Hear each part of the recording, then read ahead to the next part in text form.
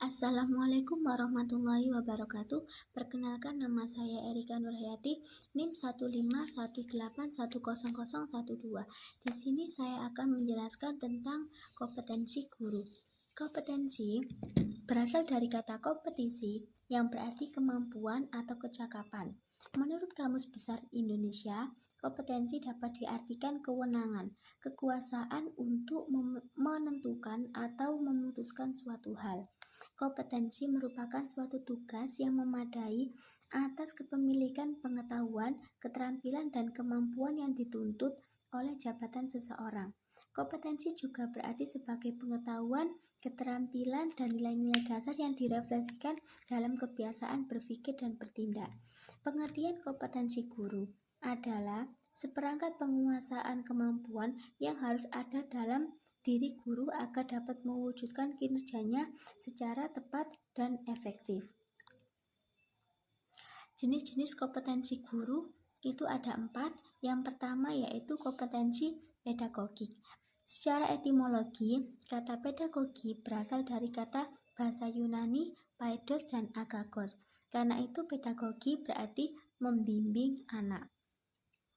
Kompetensi pedagogik yaitu kemampuan seseorang guru dalam mengelola proses pembelajaran peserta didik. Selain itu, kemampuan pedagogik juga ditunjukkan dalam membantu, membimbing, dan memimpin peserta didik. Yang harus dimiliki oleh guru di kompetensi pedagogik yaitu 1. Pemahaman, wawasan, atau landasan kependidikan atau kemampuan mengelola pembelajaran. Yang kedua yaitu pemahaman terhadap peserta didik. Yang ketiga, perancangan pembelajaran. Yang keempat, pelaksanaan pembelajaran yang mendidik dan dialogis. Yang kelima, pemanfaatan teknologi pembelajaran. Yang ketujuh, evaluasi hasil belajar. Yang kedelapan, pengembangan peserta didik untuk mengaktualisasikan berbagai potensi yang dimilikinya. Yang kedua yaitu kompetensi kepribadian. Yang dimaksud kompetensi kepribadian yaitu kemampuan personal yang mencerminkan kepribadian yang mantap, stabil, dewasa, arif, dan wibawa, menjadi teladan bagi peserta didik dan juga berakhlakul karimah. Kompetensi utama dari kompetensi kepribadian yaitu 1.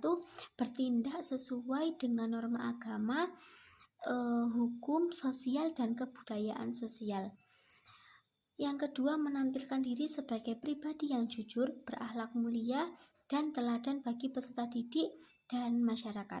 Yang ketiga, menampilkan diri sebagai pribadi yang mantap, stabil, dewasa, arif, dan berwibawa.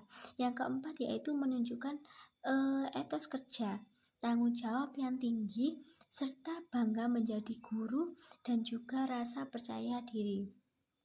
Yang kelima, menjunjung tinggi kode etik profesi guru.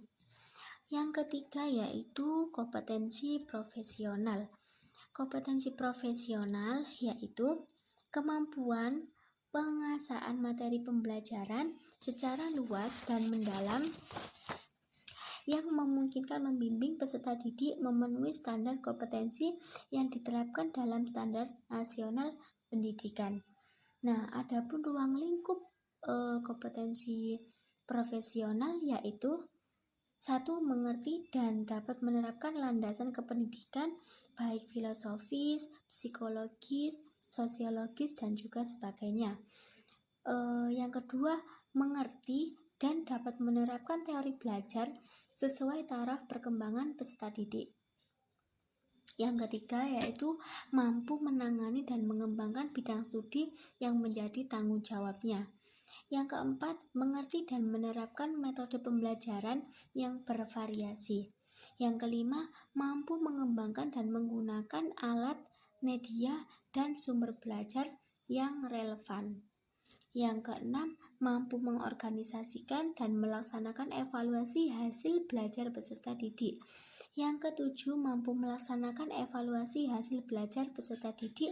Yang kedelapan, mampu menumbuhkan kepribadian peserta didik dalam hal penilaian atau evaluasi. Nah, yang keempat itu ada kompetensi sosial. Nah, yang dimaksud dengan kompetensi sosial yaitu kemampuan guru sebagai bagian dari masyarakat untuk berkomunikasi dan bergaul secara efektif dengan peserta didik, sesama pendidik, tenaga kependidikan, orang tua atau wali murid, peserta didik, dan masyarakat sekitar. Kompetensi sosial merupakan kemampuan guru sebagai bagian dari masyarakat yang sekurang-kurangnya memiliki kompetensi yaitu berkomunikasi secara lisan, tulisan, dan isyarat. Yang kedua, menggunakan teknologi komunikasi dan informasi secara fungsional. Yang ketiga, bergaul secara efektif dengan peserta didik, sesama pendidik, tenaga pendidik, orang tua atau wali murid dari peserta didik. Yang keempat yaitu bergaul secara santun dengan masyarakat sekitar. Nah, itu saja yang dapat saya sampaikan. Kurang lebihnya mohon maaf yang sebesar-besarnya.